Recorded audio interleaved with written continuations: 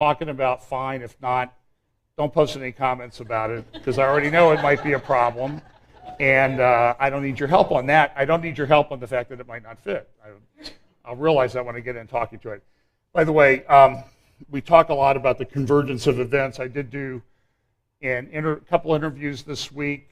Jan Markell's Understanding the Time, olivetreeviews.org. That interview went up yesterday with Jan and Eric Barger and myself. And then on Thursday night, I did the Hagman and Hagman Report, and you can find that on YouTube and download it through the Hagman and Hagman Report on iTunes, or I think they're on Blog Talk Radio. There's a number of different sources that you can look at to get to that. As a result of doing Hagman the other night, I'm kind of running behind in prep for this morning. I didn't want to cover the same topics, just in the event that you happen to be one of the 5 people that might have listened to these things. And so I'm a little bit disjointed this morning, I will admit to you up front. But we'll try to piece everything together here. We do talk about this verse in 2 Timothy 3 quite a bit. This know also that in the last days perilous times shall come, for men shall be lovers of their own selves, covetous, boasters, proud, blasphemers, disobedient to parents, unthankful, unholy, without natural affection, truce breakers, false accusers, incontinent, fierce, despisers of those that are good. This is a verse that I think and the verses that follow it, are verses that we clearly see playing out in our world today.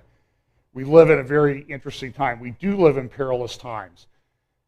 I think one of the, if I can offer any word of encouragement to people in the church that look at the things going on in the world and culture and they get distressed about it, is that, yeah, you should be distressed about it, because it really does seem to be an order of magnitude different than it has been before. So be encouraged by that, at least that you're realizing it.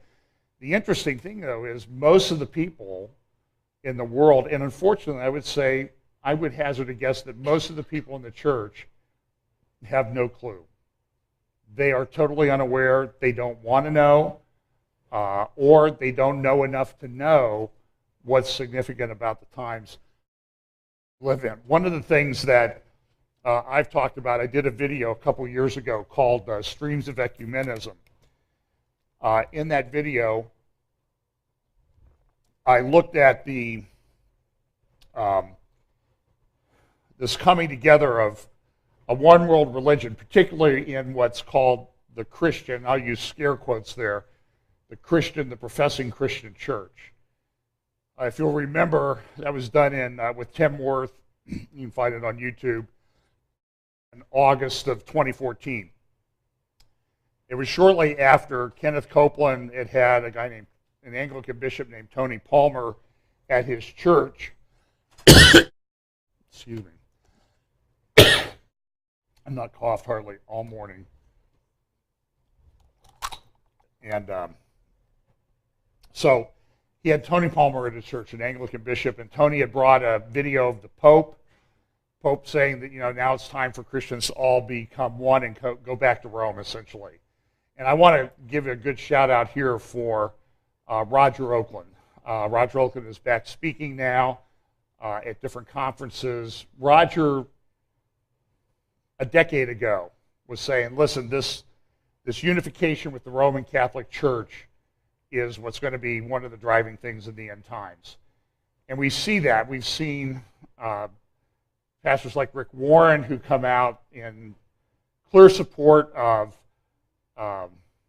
Catholic mystics, people that have gone from his church on these mystical retreats, these contemplative prayer retreats, and talking about it like it's fine. And everybody acts like the Pope is just the greatest guy ever. And this is among a lot of people who call themselves evangelicals. And it's absolutely stunning for me to watch. As I've said a number of times, I grew up across the street from a Catholic church, and I knew they were different from a very, very early age. I was taught they were different. I was taught the differences, and now I'm stunned. I'm shocked. I'm chagrined I'm really angered by the fact that evangelical leaders can't see the difference. It's maddening. So you can look at that video. We put some of these things together. And so this is a conference that's coming up in the Washington, D.C. in a month or so called Together 2016. I think the website is reset2016.com or .org. And they're going to have a bunch of speakers there. They're going to have, let's see, we can look at some of them. Carrie Job, very popular singer. Francis Chan. Ravi Zacharias. Hillsong United is going to send their worship team. You have Ronnie Floyd, the head of the Southern Baptist Convention. You have Christine Kane. You have Ann Voskamp. She's a very popular author, wrote a book called 1,000 Gifts. And like Jesus called, in fact, go look up Pastor Steve Mitchell and the erotic mysticism of Ann Voskamp and Sarah Young. It's a great message.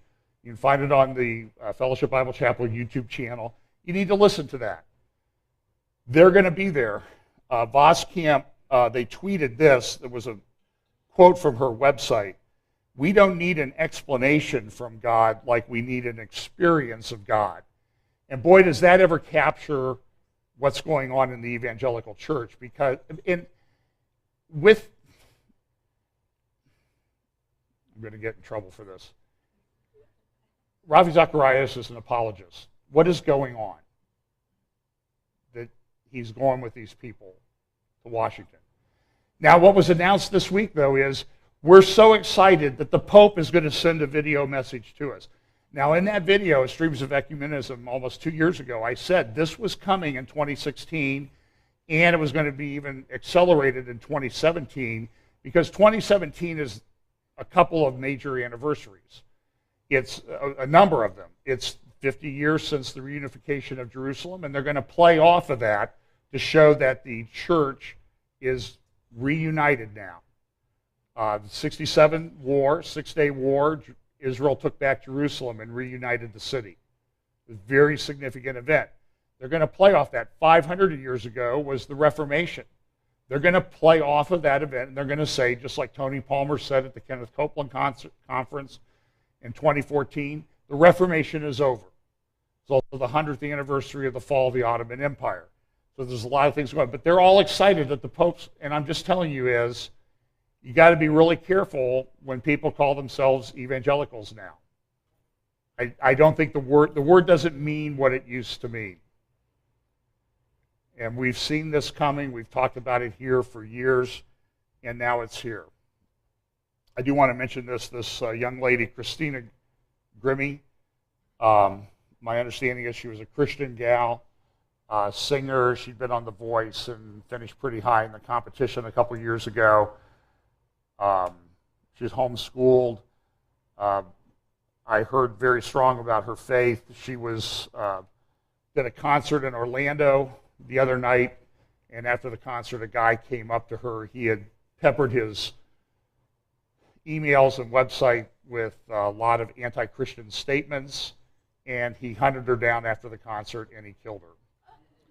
She's 21. So you can read, she was 21, phenomenal voice, and unfortunately, an anti-Christian hater. And I'll give the credit to the Orlando police.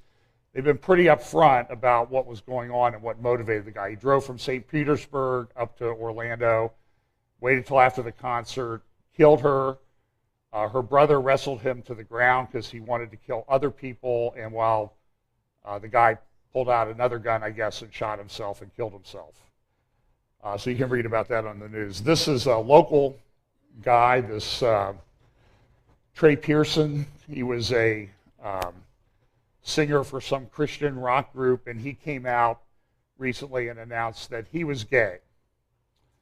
And I'm going to play a little clip of, I know this is a little bit of torture. I'm going to play a little clip. He appeared, of course, when anybody does something like this, they get invited to The View. I never get invited to The View. I don't understand, you know. So, don't suggest it to anybody, though, okay? Although it would be kind of fun. Here's a little bit of his interview on The View.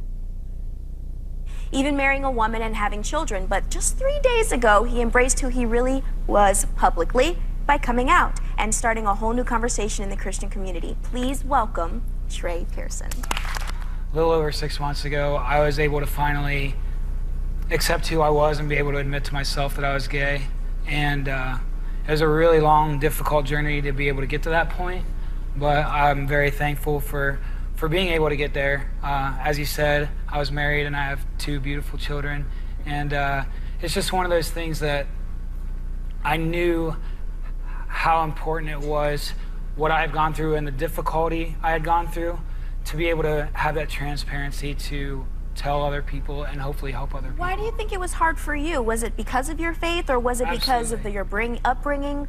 Yeah. So I grew up in a Christian home that and church where I was taught that God hated homosexuality. I feel like I'm more in love with Jesus and the scriptures than ever. And really? As I've progressed in my faith and as I've experienced this grace, this restoration, this being able to embrace truth without being scared of what people that live in fear. Well, what about the church? How's the church reacted? There are all kinds of wonderful people in the church. It's changing right now.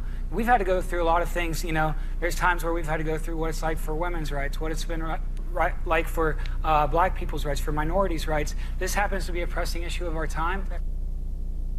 Well, I guess what they did. Oh, Trey, you're so courageous. He left his wife and children. That's courage? I would love for somebody to go on this show sometime, say, I used to live as a gay person, I left that lifestyle, I converted to Christianity, I married and raising a family. To me, that's courage. That's something that should be praised, not somebody that runs off and leaves his wife and kids. Oh, she's my biggest supporter. And this is, by the way, the cover there on the left, that's sometimes you see them in some of the restaurants and local eating establishments, the 614 thing. So I'm sure he'll be featured prominently at the Pride Festival this coming weekend. I've talked a little bit about this. There have been a couple cover stories recently in Newsweek about the clampdown on free speech on college campuses, even to the point where they're saying you should burn some books. It sounds very much, it sounds like Fahrenheit 451. It sounds like Orwell's 1984. Even The Economist, which a lot of people think is just a tool of the New World Order, is concerned about the clampdown on free speech in Europe. The Gatestone Institute picked up on this in an article that just came out this morning. Look at what they say here. They talk about what's going on in the European Union. And listen, what goes on in Europe is going to come here because we're such an interconnected world now. So any rules that Facebook puts in place for Europe will be the rules for America. They'll have one worldwide standard. So there's going to be a clampdown on free speech. And some people have suggested to me there's an alternative called, I haven't looked into it yet, called Seen Life or something like that.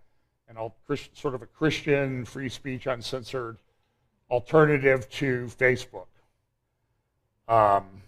YouTube is also signed on, and so as a result, we've been looking into some alternative platforms just in case we get our privileges at YouTube or Facebook pulled.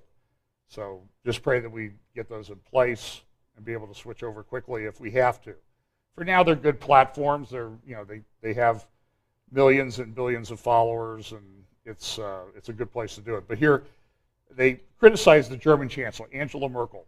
The German Chancellor was not interested in the reinforcement of Europe's external borders, the re-erection of its internal borders, the institution of a workable asylum vetting system, and the repatriation of people who had lied to gain entry into Europe. Instead, Chancellor Merkel wanted to know how Facebook's founder could help her restrict the free speech of Europeans on Facebook and on other social media.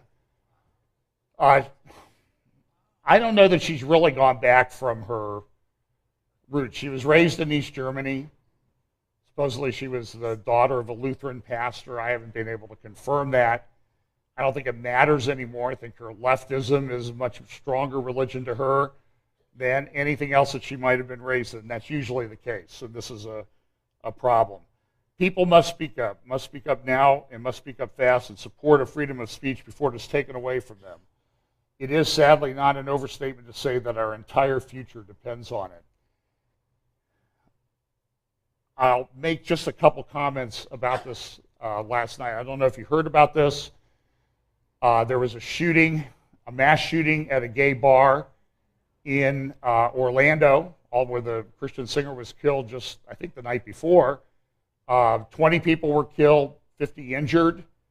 And again, I'll have to give credit to the Orlando police, because usually when these things happen, what's the first thing you hear? A lot of people died. It's not terrorism. Well, Orlando police have come out and said it probably is terrorism. And this is from Jihad Watch, Robert Spencer's great website. Police said the gunman was believed to be in his 20s, was not a local man, and the FBI believes he may have leanings to radical Islamic terrorism. So, what we've talked about in Europe, the problems they've had there, in Paris, in Brussels, has come home. And they said this, they've told us what they're going to do. Now, it's going to be interesting to watch, because we had San Bernardino. We now have Orlando, apparently. Let's assume that it turns out to be that way. And you remember when the Attorney General of the United States, the day after, I wonder where she will go tonight to speak and not mention the obvious. Remember what happened after San Bernardino? The next night she went to the Muslim attorneys thing in California. No, it was in D.C. for their awards program. Never mentioned the shooting in San Bernardino. By then, it was obvious to everybody on the planet who was involved and why they did it and the ideology behind them. And what did the Attorney General say to the Muslim lawyers gathered there? We're going to protect you. We're very concerned about this young man who built something that looked like a bomb, and they disciplined him because he was Islamic. We're concerned about that. We're going to crack down on those people. Never mention the obvious, the elephant in the room, so to speak. We'll see what happens here. I don't have any slides on this. The president came out this week and endorsed Hillary Clinton. The same day, the White House press spokesperson, by the way, I never really noticed it before. Do you know what this guy's name is? He's the press spokesperson. He defends what Obama does. He spins it. His name is Josh Earnest. Now, if there's ever a guy who had the right name for the job that he's doing, it's Josh Earnest. His parents must have been prophets. They knew what his calling would be when they named him Josh Earnest. Okay, so that's neither here nor there. So he said that what's going on with Hillary Clinton, the State Department servers, despite her denial, is a criminal investigation. And the president comes out and endorses her. Now, this raises a whole host of possibilities. My personal view is, as you know, I don't trust the White House these days. I don't trust Hillary Clinton. I never have. I never will. It's based on experience and paying attention. I don't know if there's something buried in this may be this kind of interesting, the timing of the pardons might be something that's very interesting to watch. You know, Obama pardons her, she gets elected, then she pardons Obama. You know, so it's sort of I just suspect, look, I don't know that the Clintons do anything that doesn't have a deal behind it. Either money or something to further their own power grab and career. I mean, they've been doing this for decades, if you've been paying attention. So it's kind of interesting. I mean, you know, they're taking, there's reports out now that the guy gave millions of dollars to the Clinton Foundation, and he got appointed to some nuclear task force. And the people, when he showed up at the meeting, everybody goes like, this guy doesn't know anything about, he doesn't even know what nuclear is. But he was appointed because he had connections to the Clintons. So I'm going to focus now mostly on the Middle East and a couple things that happened this week. A couple good articles, some things that you need to pay attention to. Turkey, this is a great article by Melanie Phillips. You know, when I recommend, people say, well, what do you read? What are things you never miss? And I would say I try to never miss columns and articles by Melanie Phillips. I try not, and speeches by her. In fact, I'm going to play a little bit of a speech of hers, or a talk that she gave a couple months ago here near the end. And Caroline Glick, of course, I never miss a speech or talk or column of hers. Diana West, Claudia Rosette. They're all superb writers, analysts of the things that are going on. They all happen to be women. I wish I had more men to recommend, but I think they're all good. Claudia Rosette, Diana West, Melanie Phillips, Caroline Glick. So Melanie lives in England. She's Jewish, and she has an article in there, Turkey as a Trojan horse endangering Europe. Now, I have a whole bunch of things I'm reading right now about what's going on in the Middle East, what's going on in Syria, who's supporting who, and that type of thing. I have not yet found a way to make that coherent and present it to you as to what I really think is going on, because it's very complex. I do know that sort of the overarching thing is that the nations of the world are uniting in one fashion, they're uniting against Israel. We have the unification of religions, we have the unification of the nations. By the way, there was a imam, one of the leading imams, if not the leading imam in the world, went to talk to the Pope, went to meet with the Pope. This is all part of the process of the end times of these religions uniting. So anyway, so Melanie's article is Turkey is a Trojan horse endangering Europe. And she says this, I'll just read part of it. When does a turkey become a canard? When feathers start flying over Europe. David Cameron said this a few years ago. Turkey wouldn't join the EU until, quote, the year 3000, unquote. Sir John Majors said, the idea of Turks pouring into Europe is nonsense on stilts. Melanie looks at these arguments and she says this. Their argument is made of straw. Mass immigration from Turkey does not depend on EU accession. Erdogan, who has set a trap into which the EU, hamstrung by its open borders policy, has fallen. And one of the things is, Erdogan is very clever. He has succeeded over the last 14 years or so since he came to power in Turkey, essentially turning Turkey back towards to become an Islamic state. It was, in the 1920s, Ataturk set up Turkey as a secular state. They banned the wearing of the fez, of women to dress more Western, and Erdogan, whose wife dresses in traditional Muslim garb, not a full burqa, but she wears the head covering and everything you see her in. You'll see her in just a moment. He succeeded in turning that country around, and people thought that Turkey was the great example of how an Islamic country would become secular, and it has not worked out. It's not working. Erdogan demanded an end to visa restrictions on Turks entering the EU. He was therefore subjecting Europe to an exquisite kind of blackmail. She goes on to say that, Europe has found itself caught between a rock and a hard place on how to deal with Turkey and the immigration coming from there. And so Erdogan has exploited that. He's got Turkey to contribute money to him, in return for which he's agreed to cut off or reroute the flow of immigration into the European Union.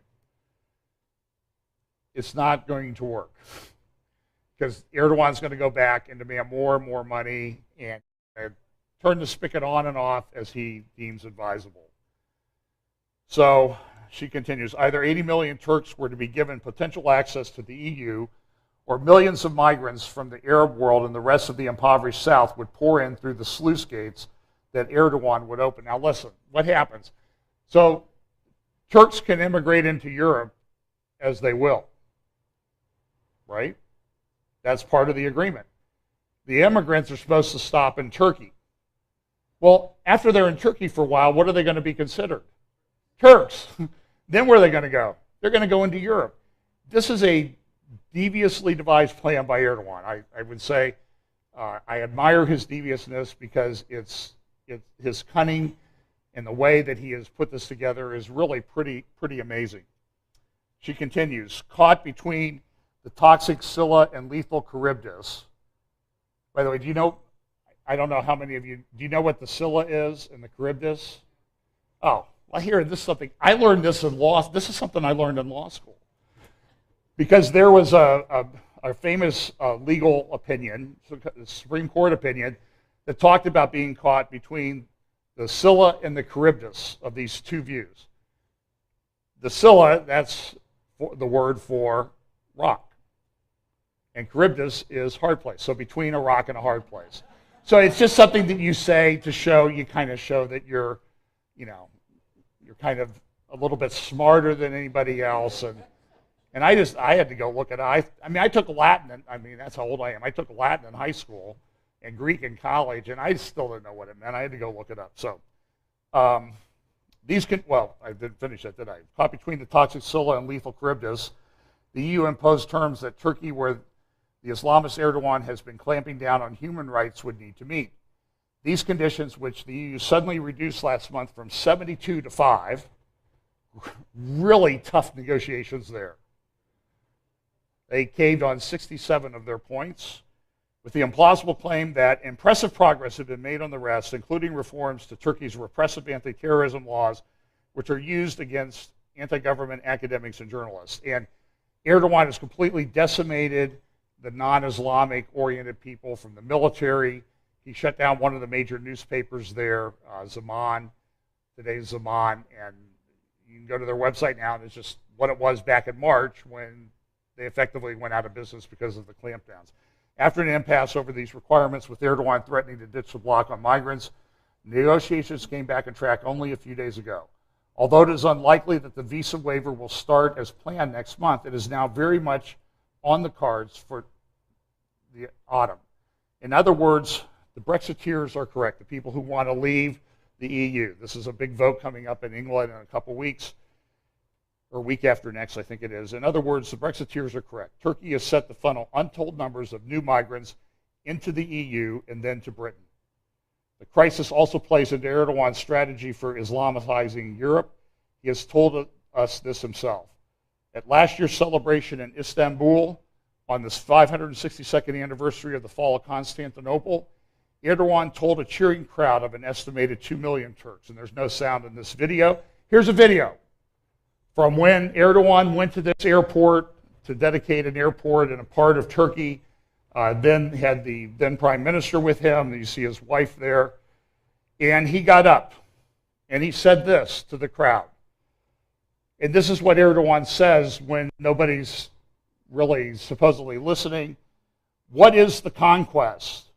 The conquest is hijra, expansion of Islam through immigration. That's what that is. That's what's going on, folks. Okay, this is what he said a year ago. It was May 30th, 2015.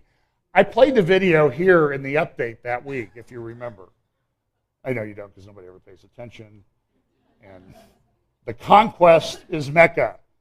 The conquest is Jerusalem. The conquest is Al-Andalus. That's the word for Muslim Spain.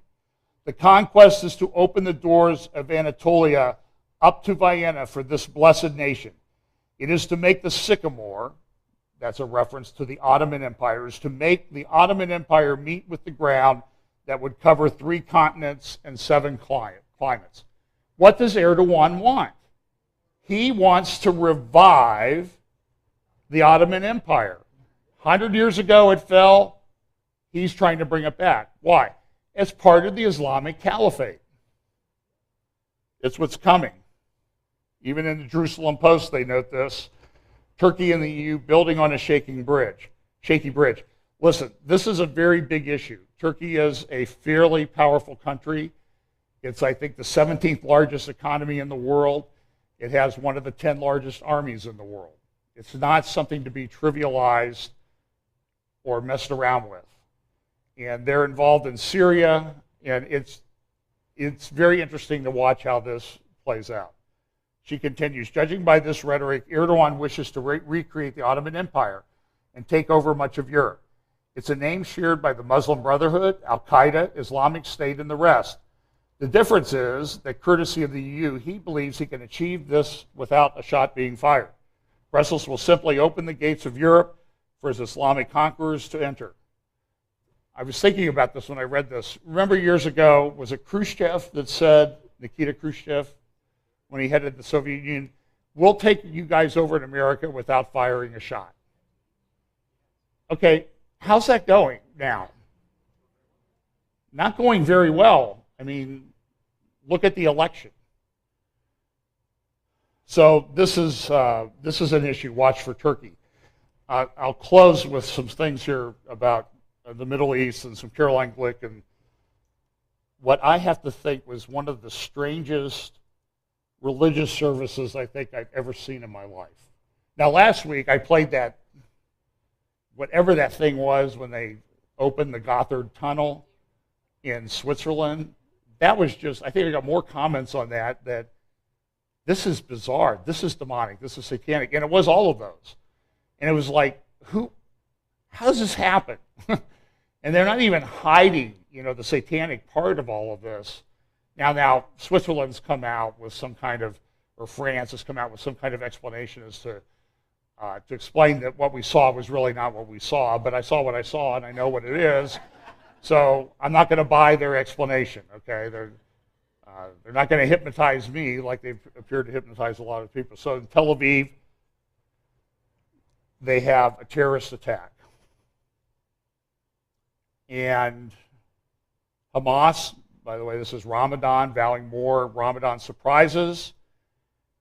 A popular market area in Tel Aviv, people were sitting there eating birthday cake and other things and having a nice night, and then two Palestinian men dressed up as Hasidic Jews got up and started shooting people.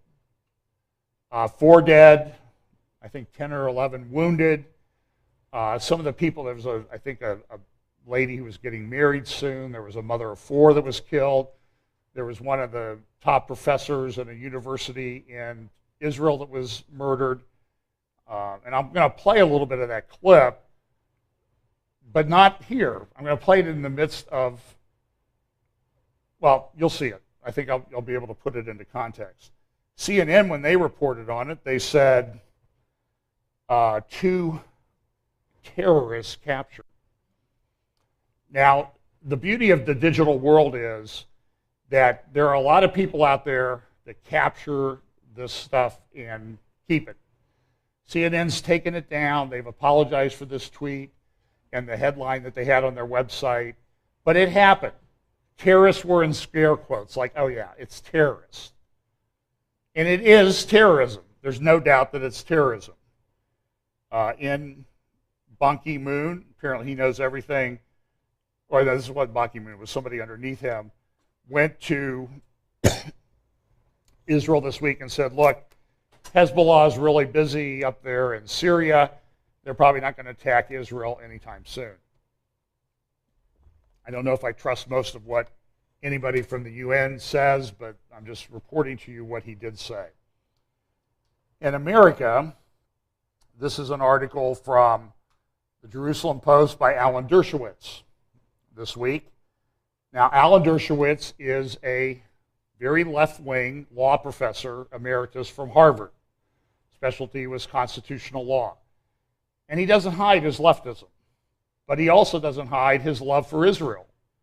And he's a big supporter of Israel, and he's willing to speak out at all the nonsense that he sees going on. Charles Krauthammer had a similar editorial in the Washington Post talk Bernie, lovable Bernie whacks Israel. Now, what are they talking about? Well, because he got a number of, because of the number of votes that he got, Hillary Clinton, they have to appoint 15 people to the Democratic Platform Committee for their convention. Debbie Wasserman Schultz gets to appoint 4 of them. There's 15. Hillary, because of the number of votes she got, gets to appoint 6. And I frankly, I don't remember who all she's appointed. Bernie Sanders, because of the number of votes that he got, gets to appoint 5. So who does he choose? Well, 2 of the people that he chose were James Zogby, the pollster, who is a huge Palestinian supporter, very Arab American, very anti-Israel, pro-Palestinian. He also selected a guy named Cornel West, the radical left-wing professor from Harvard, who, when he's not helping out Bernie Sanders, is speaking at emergent church conferences in Chicago. Like a year ago, he spoke at this, I don't know, it was Renew conference or something like that they had in Chicago. It was the Justice Conference. Because what's the emerging church about? It's about social justice. Not about the gospel anymore. It's about what they call the gospel, but it's not the gospel. So they have no problem inviting an extreme radical like Cornel West in to speak at that conference. My friend Jim Fletcher wrote some articles. He actually went to the conference last year and endured that. So he wrote. You can look up some articles he wrote. So Sanders' picks will help shape the party platform, and this is it's very problematic because he's appointed several people that are very anti-Israel, and so there's a concern, given the state of what's going on in the world and the push against Israel, that if Hillary Clinton comes into office, the Democratic platform will at least not be as strong on Israel as it was before. So,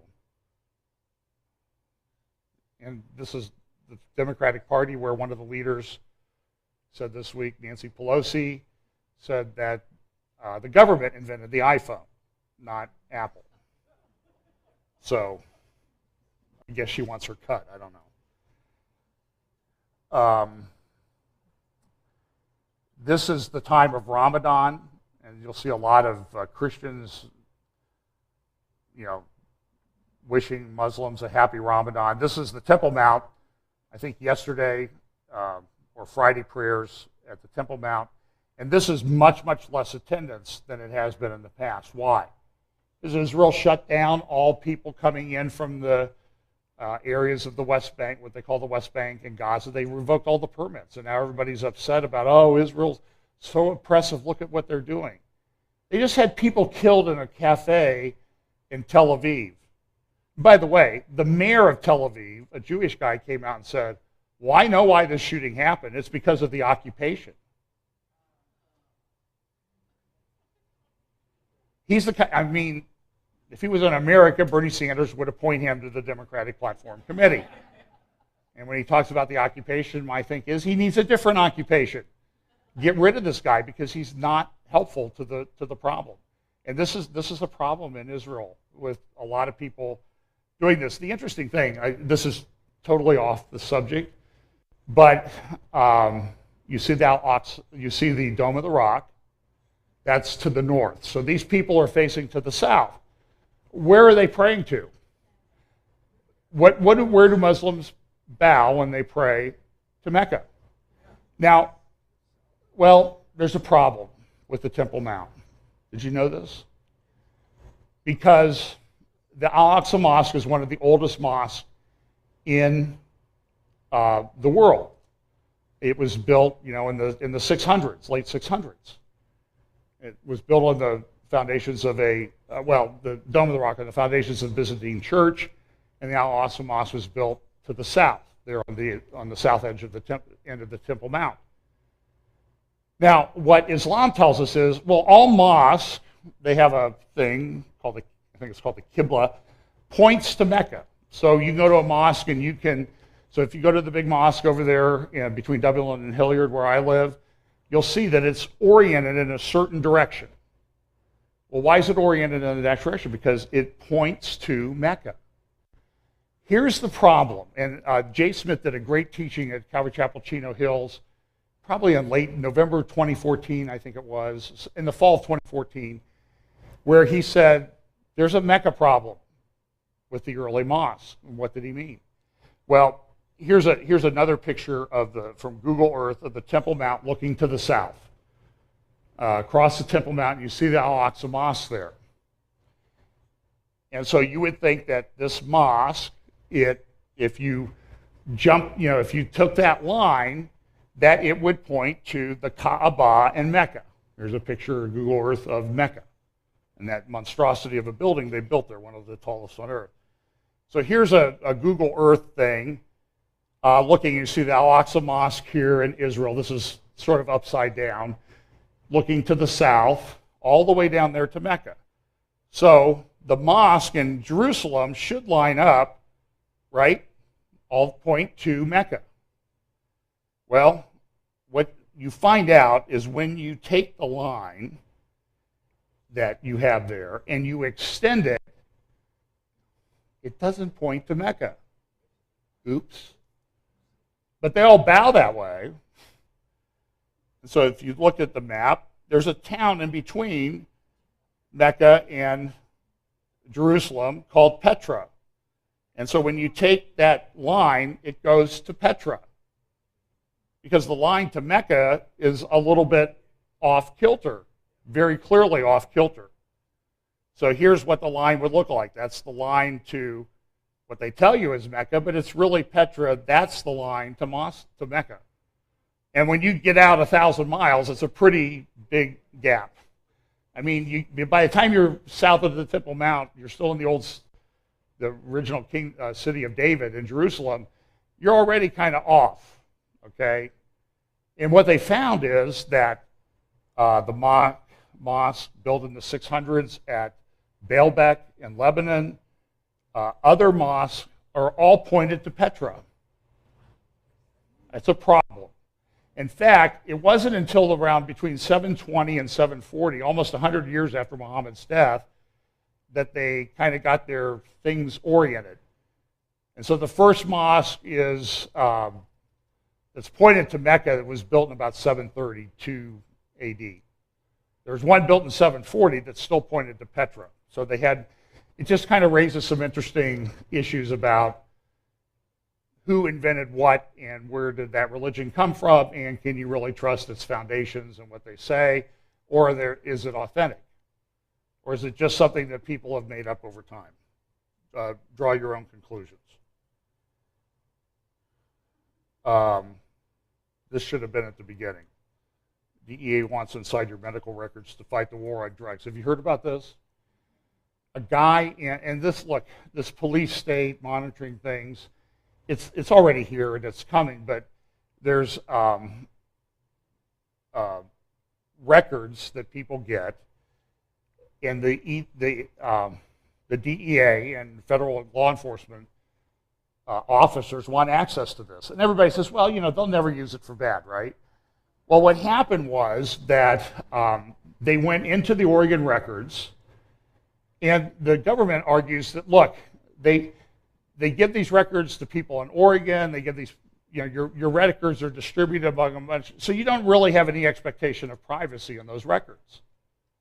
Now, I would say that this is probably a surprise to most people, but this is the position of the Obama administration when they go into court.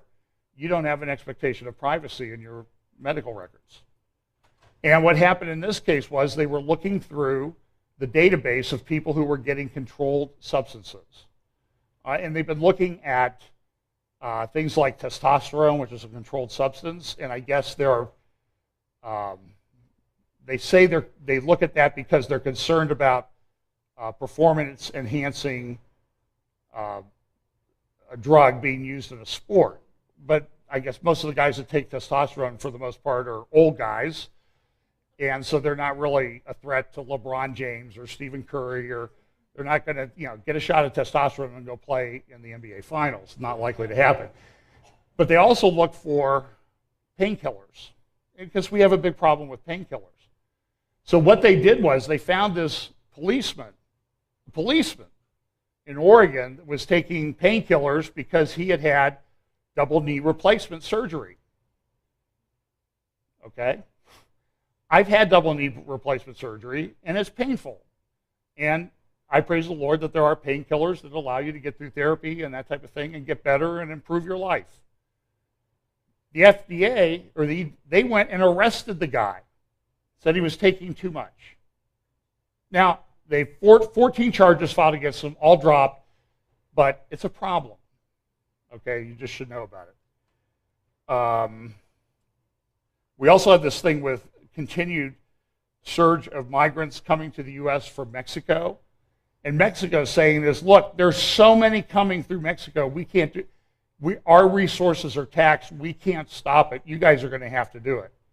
The Obama administration says, well, the guys in Mexico, they're picking up most of the people, so don't worry about it. Now, this is something that's never made sense to me about this whole, because a large portion of these, well above half, are unaccompanied minors. So I did a little research, and I pulled up a map of Mexico. I got my little draw the line to see how far things are. And so they're coming from Central America. So from just over the border in Mexico down towards Guatemala to Arizona is about 1,800 miles. And I'm supposed to believe that unaccompanied minors by the hundreds are walking 1,800 miles across Mexico. I may have shared this. When I was about 10 years old, I was in Dayton, Ohio, and my cousin, my little brother, and I went out for a little bit of a walk. We thought, well, let's walk up here by this store where they had the cool Christmas tree, and hey, let's walk over by the church. And what we didn't realize was by the time we got home, we'd walked about 10 miles. We were gone for about 3 hours. Of course, we got in trouble. Steve couldn't go bowling that night. My cousin, because he was 12 and he should have known better. But we walked 10 miles. I remember, I thought I was going to die. I mean, I was sore. And you're telling me they're going to walk 20 miles a day for 3 months? Somebody's shipping these people to the border. That's my opinion. So, okay, so here, let's go back to television. I apologize that these are a little bit out of order today. Like I said, I did the radio interview the other night, and I got behind. So 4 people killed in this terrorist attack, just right in the middle of Tel Aviv, places that a lot of us have been. Here's Ben Shapiro's comments on the terrorist attack. On Wednesday, 2 delightful peace-loving Palestinian Arabs dressed themselves as ultra-Orthodox diners and then shot up the Sarona market in Tel Aviv. 13 people were shot, 4 Israelis were murdered. The 2 terrorists were captured. Amir Ohana, who's a Knesset member and Israel parliament member, described the scene. Said, people were having coffee, I saw a birthday cake on one of the tables, and then you see the chairs upside down and glass shattered and blood all over. The dead. A professor at Ben Gurion University, a former Special Forces fighter with 2 kids, a young mother of 4 kids, an engaged woman who had just enough time to call her fiancé before dying of her wounds. This was a textbook terror attack. Israel has weathered such attacks for decades, but small-scale attacks on soft targets have escalated dramatically in recent years, particularly by knife. Israel released information about the terrorists. They were both from a village near Hebron, that's Hebron, in Judea. Both were in their 20s. Both were celebrated by terrorist government Hamas, which runs the Gaza Strip and is a member of the coalition government in the so-called West Bank. Hamas praised the attack. Their spokesman said the shooting was, quote, the first of many surprises planned against Israel during Ramadan. So, while Western governments continue to act with sensitivity regarding going after terrorists during Ramadan, terrorists don't really seem to care. They're just happy to kill Jews. The Palestinian Authority, meanwhile, blamed Israel for the terrorist attack. They said, quote, achieving peace requires everyone to stop taking any action that will increase tensions and resorting to violence. Palestinians, meanwhile, celebrated in the streets, and they handed out candies.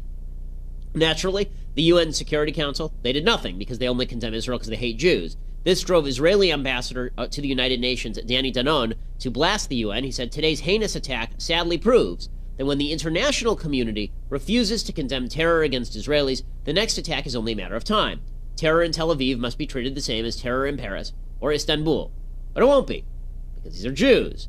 So both the media and Western governments treated the attack as unrelated to the broader Muslim terror war on the West. Here was CNN's original tweet on the attack. This is their headline. Quote, 2 terrorists, they put terrorists in scare quotes, captured after Tel Aviv attack, Israeli spokesman tweets. This is obviously terrific journalism, in scare quotes. So terrific that CNN later had to pull the tweet and issue a quasi-apology. They said a previous, now removed tweet appeared to call into question the Tel Aviv attack as an act of terrorism. It undoubtedly was. Well, yes, thanks for that. 12 hours later, CNN also had to issue a correction on their website. There's a reason I labeled CNN Hamas's news network on CNN during the Gaza war. Meanwhile, the State Department condemned the, quote, horrific terrorist attack in Tel Aviv, but continues to pressure Israel to make concessions to the terrorist government that celebrates and supports such attacks. Just 3 days ago, the New York Times reported the State Department had given a grant to produce a Palestinian reality TV show, this is your money, in which 3 contestants run for the job of Palestinian president by promising to boycott Israel and designating East Jerusalem the capital of Palestine. When 2 Muslims loosely affiliated with ISIS killed Americans in San Bernardino, the world rightly decried ISIS. When Islamic terrorists murdered journalists in Paris, the hashtag Je suis Charlie trends. Don't hold your breath for Ani Yehudi or Ani Yisraeli or I am a Jew. Instead, just keep waiting for the West to call on Israel to make concessions to the terrorists who murder women and children in cafes. He's right. Now, I'll talk a little bit about this in the context of a good article by Caroline Glick, which we'll link, and you can go read the whole thing. But this is from the Tablet. I think it's kind of a center-left Jewish magazine, and they had some interesting things. They said, first of all, they talked about the Paris peace thing, which happened a week ago. We didn't talk too much about it last Sunday, but it was pretty significant. There were 29 foreign ministers that got together in Paris to talk about forcing Israel to take the 2-state solution. And the Tablet, to its credit, comes up and says, is the Paris Peace Conference different from all other peace conferences? I mean, is this just the same thing that's been going on for decades? Is this just another update of the Oslo Accords or the Camp David Accords or whatever, all the different, the Quartet plan and all the other things that have been floated out there, the Arab Peace Initiative from 2002? Well, the Tablet says this is different. Now, what's interesting is they get all these people there to talk about forcing Israel into a 2-state solution, and what happens is they have record floods in Paris and Germany, and in France and Germany. I'm sure it's just a coincidence that happens all the time. So, while the final communique, the article says, was unspectacular, it's worth recognizing the multilateral nature of the conference itself is a Palestinian strategic victory, making another step toward the internationalization of the peace process. This is something the Palestinian leadership has long sought, seeing more advantage in a process less dominated by Israel's main patron, the United States. Israel has opposed internationalization for precisely the same reason, preferring to focus on its efforts on influencing one mediator rather than many. Last week, Netanyahu claimed that the conference would undermine the possibility of peace and, quote, radicalize Palestinian demands. And the Tablet goes back and looks at the history. They go back to 1993. They look at the Oslo Accords. They happened on the White House, at the White House lawn, September 1993. The famous handshake between Yasser Arafat, the terrorist, and Yitzhak Rabin, the the Prime Minister of Israel, who was later assassinated.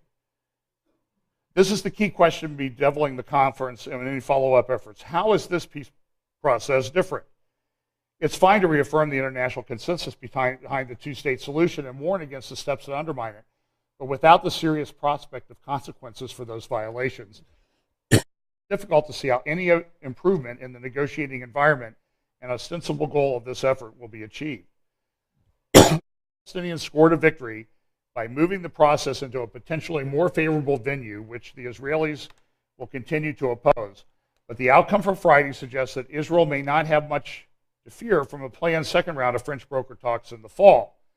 And it talks about the fact that there are things going on, but then Shmuley Botek wrote a column in the Jerusalem Post this week saying, does Obama have a November surprise? Now listen, Obama's a lame duck. Nobody can do anything to him. You know, people want it to happen. He's not going to be impeached. He's going to come to the end of his term. I think he's going to leave office. I think he has bigger plans. He's pretty much done with his wrecking ball thing that he's done on the United States and the Constitution. I think he's going away. I know other people say he's going to declare martial law and all that. I'm just not on board with that, okay? I just say defeat, don't lose, don't focus on that and lose your eyes on another wrecking ball that I think is coming. Now, Samantha Powers, when she was a sort of leftist academic type, she was very anti-Israel. She even said, if Israel doesn't get along with the peace process, we should invade Israel. Then when she was appointed as the UN ambassador, she was much more supportive of Israel. But remember this a year ago was just a couple questions of her at a hearing of the House Foreign Affairs Committee in Washington. And I want to underscore that the United States would oppose any resolution that we believe is biased or would undermine Israel's security. But will the United States, yes or no, veto any resolution at the UN that imposes this two-state solution on Israel? What will our position be? Will we veto? You say we oppose, but will we veto? That would send a strong message. Again, given that we worked last summer on a UN Security Council resolution with Israel that we were potentially prepared to support, and we weren't able to get everybody on the council to rally around, I think it's perilous to make blanket statements, but I want to underscore we have consistently opposed, we will oppose anything that is biased, anything that would undermine Israel's security, and I think our track record is very solid here. Thank you. I think that's that track record that worries Israel. Obviously, the UN might adopt a resolution that had a few non-controversial provisions, two-state solution, peace and security for all. But would we veto any UN resolution that tried to codify the parameters of a peace deal and included controversial elements in that codification? Thank you, Congressman Sherman. I think that's a reprise of the Congresswoman's question with a slight yep. shift. I really am going to resist. She's going to answer the question because we know what's going on in the White House. That's what they're talking about, and this may be a problem in November. And it would be sort of a historical precedent, or without historical precedent that we would do that. That our president would do that, direct our ambassador to the UN to veto or to not veto a resolution that forced Israel into a box. That's never been the position of the United States, but a lot of things have never been the position of the United States that are changing in the world around us. So Caroline has a good article, and she talks a little bit about this peace process, and so I'll just talk about that. She also talks about Netanyahu's going to Moscow. I'm going to skip over that, but she talks about this in her column. We'll link it. You can read the whole thing. There was something poetic about the events that bookended the past week of diplomacy. This week began with French President Francois Hollande's peace conference and ended with Prime Minister Benjamin Netanyahu's state visit to Moscow. From the perspective of both substance and style, the contrast between the two events couldn't have been more striking. And she goes on to say that, what happened in Paris was really more of the same old stuff that they've been talking about before. She also said that it was very interesting. They had this peace conference. You guys need to get along with the Palestinians. They want to make peace, et cetera, et cetera. And she goes on and spends a lot of time about the fact that, well, it's just bad timing. Because what happens right after the peace conference? Terrorist attack in Tel Aviv kills 4 people out for dinner on a nice evening. And they should have egg on their face. She also goes back and look, every time we've tried to do this is a picture from 2005 when they told the settlers to get out of Gaza so they could get over to the Palestinians, who immediately then came in and did what? They put Hamas in charge, a terrorist organization in charge. It also says France really has a problem with reality. They've had terrorist attacks, But also back in the same time frame, their French television too had this video on. And you remember this kid that was killed in the West Bank? Mohammed al-Dura was his name. So I looked into that, and he's become sort of an icon of the young Palestinian martyr unjustly killed by Jews. You see these posters all over the West Bank area, Judea and Samaria. You see the picture here. You see the kid screaming. He's being shot. On the left, a picture of him laying dead. You see the Israeli soldiers shooting him. Here's the prop, and here's a picture of a building in the West Bank where this is. There's a problem. They've gone in and they've analyzed bullet angles and all this stuff, and it was not possible for an Israeli soldier to have shot this kid. So here's a picture of the video that a French organization took up. And I want you to look at some of the things that are going on here. There's no sound, guys. So here's the father supposedly shielding his son behind this barrel. Now these are guys that this is the same time frame, same day. The French guys are having these guys go out and fake for the cameras being attacked. You see this? Oh, look, he fell down. Oh, he got shot. And then they have everybody run over to help him and this type of thing. And they take him over. They're going to throw him in the back of an ambulance. Oh, I think he's near death. And you see him crawling into the thing. And you see his friend kind of clapping and running away. See the guy right there? And he's seen later running around. So here's more with the kid being shot. He's laying dead. He's dead. He's still dead. He's dead. He's dead. And, oh, I'm going to lift my hand up and look. Is the camera still there, Daddy? Here's somebody at the wall. This shows the way these things are staged for the media.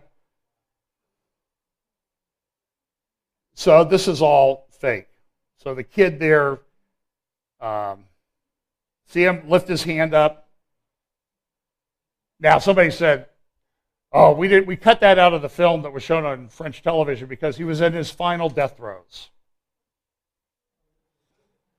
This happens all the time. I've shown pictures, I've shown videos of rows of corpses under sheets, and you can see the legs moving, and that it's all, this is fake. So Caroline makes note of this. 15 years, she says, after the Dura blood libel, Muslims now comprise at least 15% of France's population and 40% of the population of Marseille. So when they did this fake thing to make Israel look bad, they had 10% of the population was Muslim. Now in France, it's 15%. And in one of its major cities, it's 40%. Do they have a problem or not? She also cites, this is Brigitte Bardot. She didn't look like this back in the 60s. But she's 80 years old now. And she has been charged 6 times now with hate speech violations. The last one of which was this, quote, I am fed up with being under the thumb of this population which is destroying us and destroying our country. They want to send her to jail and fine her tens of thousands of dollars for saying that in France. Because she's the danger, you understand. Netanyahu, Moscow. Despite its self-destructive tendencies, the U.S. remains the world's biggest economy and most powerful nation. Because she says the U.S. is changing too. They're going along with the significance of America's loss will lead the world to lead. The will to lead the world is not the U.S. that the U.S. will disappear. Rather, it will share the stage with other rising powers. And she goes on and talks about this. I'll let you go and read the article, and I'm going to forego this week. It's late, and we've got late start, and we're running over here, and I know you want to get out of here. So next week, I promise you, I have a clip of a recent panel that Caroline was on at the Jerusalem Post conference. I was able to find it. And I also have a speech, talk by Melanie Phillips on the two-state solution, which I think are important talks and comments that you need to listen and see to. So where's all this going? Look, again, it's just this assault on Israel, the assault on our free speech, the assault on Israel and the push for the two-state solution are going to continue, and we just need to get used to it and deal with it, because I think it's only going to increase here in the future. And I think it's indicative of the times that we live in. So let's pray and let's go. Father, thanks so much for